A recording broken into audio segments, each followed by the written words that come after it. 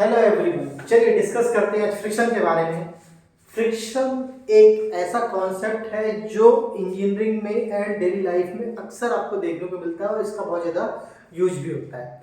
तो इसको पहले बेसिक रूप से आप लोग एग्जैक्टली समझते हैं फ्रिक्शन क्या है, इसका क्या यूजेज है, एप्लीकेशंस क्या है और कैसे कैसे हम इसको अपने इंजीनियरिंग लाइफ में इन्वॉल्व कर सकते हैं। सबसे पहले हम बात करते हैं फ्रिक्शन की, तो मैं एक टर्म लिखूंगा जो आपको देखना है, समझना है एग्जैक्टली क्या है। So I am writing that friction versus frictional force. Definitely दो अलग अलग टर्म है और दोनों का मतलब भी आपका अलग अलग। जनरली कभी किसी से पूछते हैं कि फ्रिक्शन क्या है तो लोग तुरंत बोल देते हैं friction is the force which is opposite in the direction of the motion and direction of the force. जैसा भी चाहे उसको एलैबोरेट करके बताते हैं और that is the value is the mu R. Totally wrong. आप एग्जैक्टली फ्रिक्शन अलग चीज है और फ्रिक्शनल फोर्स आपका अलग चीज है। पूछा आपसे जा रहा है फ्रिक्शन के बारे में, आप बता रहे हो फ्रिक्शनल फोर्स के बारे में। Frictional force is different thing and friction is different thing. तो आज से पहले इन दोनों को समझते हैं। तो फ्रिक्शन की बात करते हैं तो उसके लिए आपको पहले एक शब्द को समझना पड़ेगा, दैट इज ट्राइबो।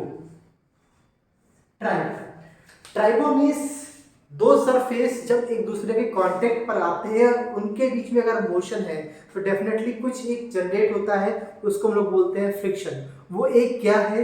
वो एक एनर्जी भी हो सकता है, वो एक फिनोमिना है। एक्चुअली सपोज दैट हम अपने दोनों हैंड को लें, इन दोनों हैंड को लेकर के हम अगर रब करते हैं तो डेफिनेटली हमारे बीच में यहाँ पे कुछ फ्रिक्शन को हम बात कर सकते हैं। So friction is a simply phenomena जो कि बात करता है दो सरफेस की, मींस जब तक मिनिमम टू सरफेस आपके होना चाहिए और आपस में इनका कांटेक्ट भी होना चाहिए।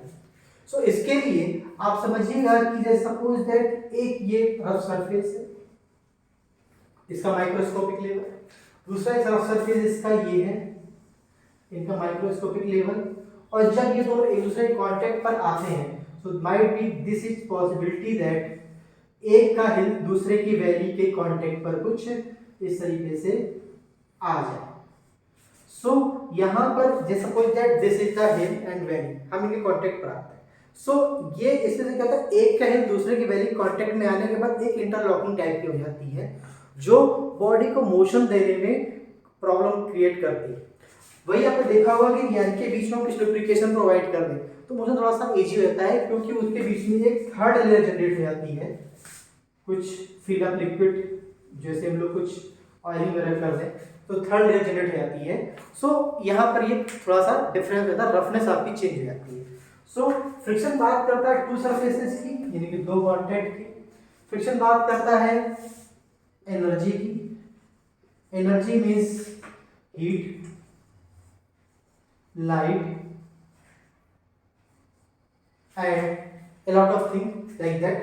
Okay, फ्रिक्शन बात करता है सरफेस रफनेस की। So friction is simply a phenomena, this is derived from the term tribo. Tribo एक फील्ड ऑफ इंजीनियरिंग है जो अक्सर यूज होती है और ये आपका बॉल बेयरिंग से रिलेटेड या फिर जहाँ पे फ्रिक्शन होता है वहां पे उसके लिए बात करता है। सो दो सरफेस होने चाहिए, जब तक दो सरफेस में फ्रिक्शन की बात हम लोग नहीं कर सकते हैं। दो कांटेक्ट आपके होने चाहिए, उनके भी हम लोग फ्रिक्शन की बात नहीं कर सकते हैं। फ्रिक्शन से हीट जनरेट होता है, लाइट जनरेट होती है। ओके, सो लाइक दिस आप इसको फ्रिक्शन के रफनेस को लेकर के आप समझ सकते हैं कि फ्रिक्शन क्या है। अब इनके बीच में क्या होता है कि जब दो फ्रिक्शन सरफेस कांटेक्ट पर है तो उनके बीच में एक म्यूचुअल रिएक्शन होती है जिसको हम नॉर्मल रिएक्शन कहते हैं, दो कांटेक्ट जो अभी हम लोग स्टैटिक में देखते हैं। सो उसकी वजह से जब रफनेस होती है तो मोशन के अगेंस्ट में, आई एम राइटिंग दैट मोशन के अगेंस्ट में, वर्ड है मोशन नॉट फोर्स। बॉडी पे फोर्स होगा तो फ्रिक्शन होगा, ऐसा कोई फिक्स नहीं है। बॉडी पे अगर मोशन होगा तो फ्रिक्शन आपका जरूर होगा। तो अगेंस्ट द मोशन फ्रिक्शन की वजह से जो रेजिस्टेंस डेवलप होता है, मींस रेजिस्टेंस डेवलप होता है, हम लोग उसको बोलते हैं फ्रिक्शनल फोर्स। ये डिपेंड करता है सरफेस की रफनेस के ऊपर। तो इसके लिए कूलम में तीन स्टेटमेंट दिए हैं जिसको लोग डिस्कस करेंगे। So first term is the coulomb law of friction के लिए। सो सो आई होप आपको ये समझ में आया होगा फ्रिक्शन क्या है, फ्रिक्शनल फोर्स आपका क्या है। तो कभी भी आपसे कोई किसी इंटरव्यू में जनरल डिस्कशन में पूछे कि what is the friction, then you can say that friction is a simply phenomena between the two contact surfaces depending on the roughness which provided a resistance against the motion, and frictional force is a force against the motion which provides reduction in the velocity as well as other thing, that is the frictional force. So Coulomb's ने 3 statement बोले थे। पहला statement बोला था कि frictional force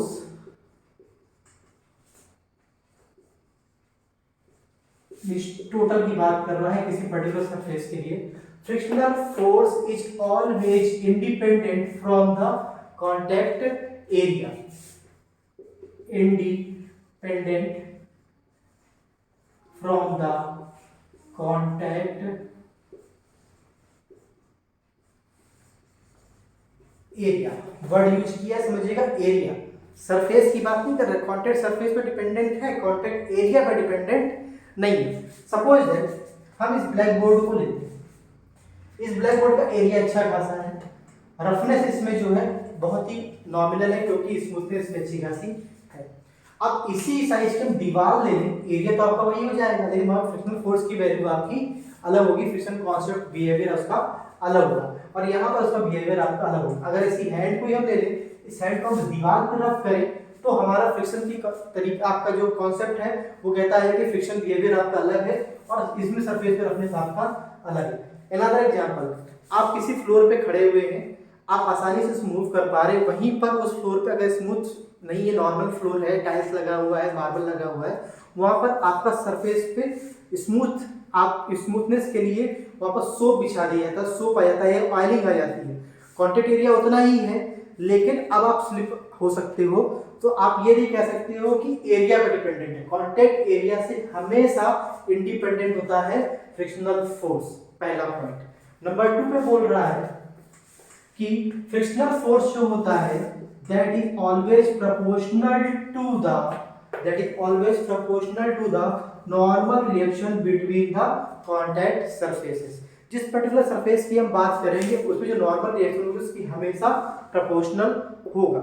अब यहां से हम क्या डिराइव कर सकते हैं कि प्रोपोर्शनलिटी के साइन को रिमूव करेंगे तो F इज प्रोपोर्शनल टू, अगर हम रिमूव करते हैं तो इनके बीच में एक कांस्टेंट आएगा that is C, and this is equal to the mu, this is the coefficient of friction, that is the coefficient of friction। Okay, coefficient of friction। अब आप देखिए F एक फोर्स है, R एक नॉर्मल इसलिए भी force है, तो म्यू की जो यूनिट होगी वो डायमेंशनलेस नंबर है, dimensionless, this is the dimensionless number. हमेशा म्यू की वैल्यू आपको 0.2, 0.3, 0.4 मिलती है, कोई भी डायमेंशन उसमें आपको नहीं मिलती। So mu is the dimensionless number. This is the second statement of the Newton's law, Coulomb's law of friction. Now हम थर्ड की बात करते हैं तो वो बात करता है रिलेटिव वेलोसिटी।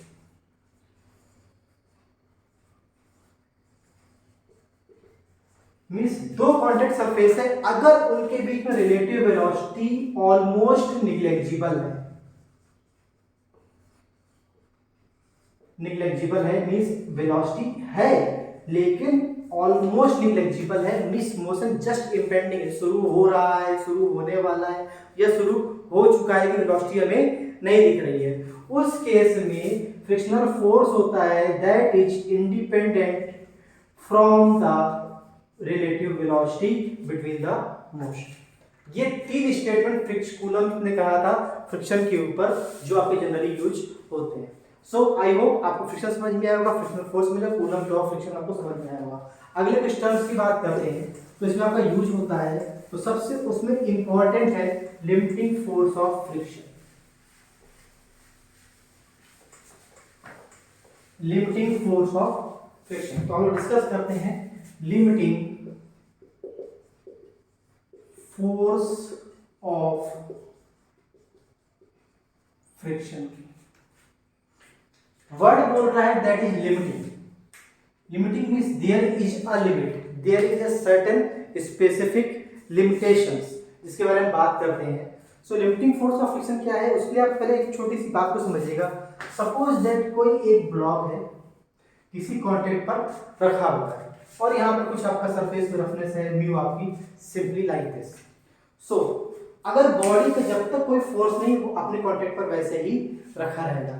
मान लीजिए हमने किसी भी एक साइड से फोर्स प्रोवाइड किया, इसको हमने पी फोर्स इसको पुश किया, तो बॉडी टेंडेंसी होगी इस डायरेक्शन में मोशन की। This is the tendency. Motion होगा कि नहीं होगा कंफर्म नहीं, लेकिन टेंडेंसी होगी, मूव इसी तरफ करेगा, इस फोर्स से इस तरफ तो मूव नहीं करेगा अगर प्लेन एग्जैक्टली हॉरिजॉन्टल पर है।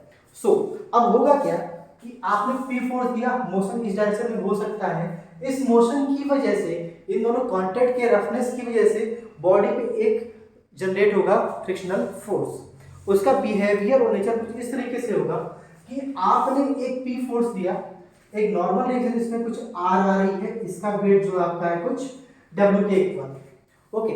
और एक कॉन्सेप्ट ऑफ फ्रिक्शन के अकॉर्डिंग मोशन की अपोजिट डायरेक्शन में फ्रिक्शनल फोर्स होता है, फोर्स के अपोजिट पे नहीं होता। हो सकता है कि फोर्स के अपोजिट डायरेक्शन में फ्रिक्शनल फोर्स दिख जाए, लेकिन याद रखिएगा हमेशा मोशन के अपोजिट डायरेक्शन में फ्रिक्शनल फोर्स होता है। तो सपोज दैट इसमें फ्रिक्शनल फोर्स आपका म्यू आर इस तरफ आ रहा है, हम पी फोर्स से पुश कर रहे हैं, बॉडी पे म्यू आर आकर डेवलप हो रहा है, वो अगेंस्ट में आ रहा है। इसकी खासियत क्या होता है कि अगर ये वैल्यू जीरो है पी की, तो म्यू आर की वैल्यू आपकी हमेशा जीरो हो जाएगी। क्यों? अब आर तो आपका जीरो हो नहीं सकता कांटेक्ट सरफेस पे, सरफेस रफनेस तो म्यू भी आपका जीरो नहीं हो सकता, लेकिन पी अगर जीरो है तो म्यू आर की वैल्यू आपकी जीरो हो जाएगी। मींस इसका बिहेवियर क्या है कि जैसे जैसे हम फोर्स को बढ़ाएंगे म्यू आर की वैल्यू भी आपकी वैसे वैसे बढ़कर के आएगी, that is the frictional force F R. तो सिंपली अगर म्यू आर कहें तो ये आपका एग्जैक्टली उतना सही नहीं है जितना सही आपका फ्रिक्शनल फोर्स एफ आर है ना, क्योंकि ये वैल्यू आपकी कांस्टेंट हो गई। अब हम बात करते हैं, हमने पी की वैल्यू, पी को कुछ हमने इंक्रीज किया तो डेफिनेटली एफ आर की वैल्यू भी कुछ ना कुछ इंक्रीज करेगी। जैसे जैसे एफ आर की वैल्यू इंक्रीज करेगी वैसे वैसे आपका पी की वैल्यू भी इंक्रीज करेगी, या उल्टा कहिए आप एग्जैक्टली पी वैल्यू इंक्रीज करेंगे तो एफ आर की वैल्यू आपकी डेफिनेटली इंक्रीज करेगी। एक लिमिट तक ही ये पॉसिबल होता है, उससे ज्यादा पॉसिबल नहीं होता। जिस लिमिट पर ये लिमिट आपकी बॉडी जो मोशन जस्ट इंपेंडिंग कंडीशन पे आ जाए, मोशन जस्ट स्टार्ट हो जाए, मींस स्टैटिक से डायनामिक कंडीशन में बॉडी आपकी पहुंच रही है, हम लोग उसको बोलते हैं limiting friction of force. Suppose that अभी हमने इसको फोर्स प्रोवाइड किया, एक पर्टिकुलर पी पर जो आपका वेलोसिटी है वो आपकी जीरो आ रही है पी की मैक्सिमम वैल्यू के लिए। आगे एक कंडीशन आ गई, एक पी प्राइम फोर्स हो गया और बॉडी पे जो है कुछ वेलोसिटी एग्जिस्ट कर रही है, ये जीरो के इक्वल नहीं है। सो इन दोनों के बीच में जब v ऑलमोस्ट जीरो हो और v आपका ऑलमोस्ट जीरो मतलब ये है कि मोशन जस्ट स्टार्ट होने वाला हो, उस कंडीशन पे p की जो वैल्यू होगी वो होती है limiting friction force of the friction. उस कंडीशन पे जो p आपका होगा वो आपका म्यू आर के इक्वल हो जाएगा और हम लोग की फ्रिक्शनल फोर्स की वैल्यू हो जाएगी। For an example suppose that कोई बॉडी रखी हुई है, ओके, अक्सर एग्जाम में क्वेश्चन पूछा भी जाता है और इसका वेट जो है वो आपका 10 न्यूटन गिवन है, सरफेस का रफनेस गिवन है दैट इज 0.2, ओके। अब होगा क्या कि एक फोर्स बोल दिया गया कि यहाँ पर जो है इसके नॉर्मल रिएक्शन इक्विलिब्रियम पे आपका ये भी 10 न्यूटन हो जाएगा, this is equal to R, okay. और बोला गया कि 1.2 न्यूटन का फोर्स इसमें प्रोवाइड किया गया है पी के पे। तो चार ऑप्शन आपके सामने होंगे, ए ऑप्शन हो जाएगा 2 न्यूटन, बी हो जाएगा 1.2 न्यूटन, सी हो जाएगा 0.6 न्यूटन और डी हो जाएगा नन ऑफ द एबव, ठीक है। सो अब आप समझिएगा, आपने सिंपली पढ़ा हुआ है कि F equal to mu R, तो फ्रिक्शनल फोर्स म्यू आर होता है, आपने लिया 10 इंटू 0.2 दिस बिकम्स 2 न्यूटन और आपने इसको टिक कर दिया। आपने ऐसा किया तुरंत ये आंसर आपका गलत है, मार्क्स आपको प्रोवाइड होंगे नेगेटिव। ध्यान से समझिएगा, लिमिटिंग फ्रिक्शन ऑफ फोर्स कहता है कि जैसे जैसे पी की वैल्यू इंक्रीज करेगी वैसे वैसे एफ आर की वैल्यू भी आपका इंक्रीज करेगी। मींस आपने 1.2 प्रोवाइड किया है, अगर एफ आर के इक्वल पी आ रहा है तो ठीक है, या तो इससे लेस होगा या फिर इसके इक्वल होगा। अगर स्टैटिक कंडीशन पे है, हमारे यहाँ पे पी की वैल्यू 1.2 है, एफ आर की वैल्यू आपकी 2 है, आंसर आपका हो जाएगा 1.2। This is the correct answer. I hope limiting force of friction आपको समझ में आया होगा। अगर यहाँ पर हम लोगों ने 2.2 न्यूटन दे दिया होता सपोज दैट, तो क्या होता, P की वैल्यू एफ आर से ज्यादा हो जाती, इसका मतलब कि बॉडी आपकी मोशन पे आ गई, कैनेटिक कंडीशन पे आ गई। कैनेटिक कंडीशन पे आने पर म्यू की वैल्यू भी चेंज हो जाती है।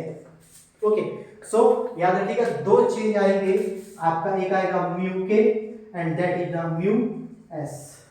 हम लोग बात करते हैं म्यू के एंड म्यू एस की, means coefficient of friction between the static condition and coefficient of friction for the dynamic condition. तो ध्यान से देखिएगा, हम लोग बात करते हैं कोएफिशिएंट ऑफ फ्रिक्शन के बारे में। हम लोगों को ये मालूम है कि कोएफिशिएंट ऑफ फ्रिक्शन जो होता है वो डायमेंशनलेस नंबर है, तो कोएफिशिएंट ऑफ फ्रिक्शन म्यू के versus mu static condition. Suppose that हम बात करते हैं ग्राफ को लेकर के, ये म्यू की वैल्यू है, दैट में भी म्यू के, दैट में म्यू एस, ओके, एंड यहाँ पर हमारा फोर्स की वैल्यू या फिर वेलोसिटी ले सकते हैं लाइक दिस। फोर्स ज्यादा हो जाएगा, वेलोसिटी डेफिनेटली ज्यादा आ सकती है। एक लिमिट तक हमने फोर्स प्रोवाइड किया, हमने स्टार्ट किया 0 पर, तो फ्रिक्शनल फोर्स भी आपका 0 है, तो म्यू आपका डेफिनेटली उस कंडीशन पे 0 आएगा। धीरे धीरे हम उसको बढ़ाते जा रहे हैं, यहां पर हमारी है म्यू एस की वैल्यू। अचानक से क्या होगा, जब मोशन स्टार्ट होता है या स्टार्ट होने वाला होता है, और जैसे ही स्टार्ट होता है कि फ्रिक्शन की वैल्यू एकदम से सडनली ड्रॉप हो जाती है, और फिर आपका एक कांस्टेंट लेवल पे आपका आ जाता है, दैट इज द म्यू के। तो याद रखिएगा म्यू के is always less than the mu S. Second point, जब भी कभी आप क्वेश्चन करें, अगर वो स्टैटिक का क्वेश्चन है और आपको म्यू के एंड म्यू एस दोनों दिया हुआ है, तो आपको म्यू एस लेना है, और अगर म्यू के एंड म्यू एस दिया है, काइनेटिक कंडीशन है, तो आपको वैल्यू आपको म्यू के यूज करना है। ओके, याद रखिएगा म्यू के is always less than the mu S. आप डेली लाइफ में फील कर सकते हैं, आप एक बॉक्स रखा हुआ है भारी सा, आप उसको पुश कीजिए, स्टैटिक कंडीशन में तो फोर्स पुश करने में हमेशा ज्यादा देना पड़ेगा, लेकिन जैसे ही बॉडी मोशन पे आ जाएगी, स्टार्टिंग होने के बाद आपका एकदम से मोशन, आपको फोर्स वैल्यू आपको कम देनी पड़ेगी, बॉडी मोशन पे चली जाएगी। क्यों? क्योंकि बॉडी का वेट भी वही है, नॉर्मल रिएक्शन भी वही लग रहा है, लेकिन हो क्या रहा है, कोएफिशिएंट ऑफ फ्रिक्शन जो है वो आपका म्यू एस से म्यू के में कन्वर्ट हो गया, एंड म्यू के की वैल्यू जनरली 0.25 टाइम्स लेस होती है, या फिर 25% तक लेस होती है as comparison to the mu S. इसका कोई थ्योरेटिकल एविडेंस नहीं है, लेकिन एक्सपेरिमेंटली ये फाइंड किया गया है कि म्यू एस के रिस्पेक्ट म्यू के की वैल्यू हमेशा कम होती है।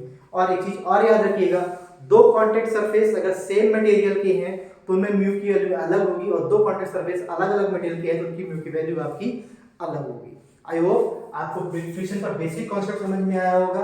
अगले लेक्चर में हम डिस्कस करेंगे अलग टेक्नोलॉजी, कुछ कोन फ्रिक्शन की, angle of friction, friction of angle of free pose and weld friction, rolling friction, like that. Thank you.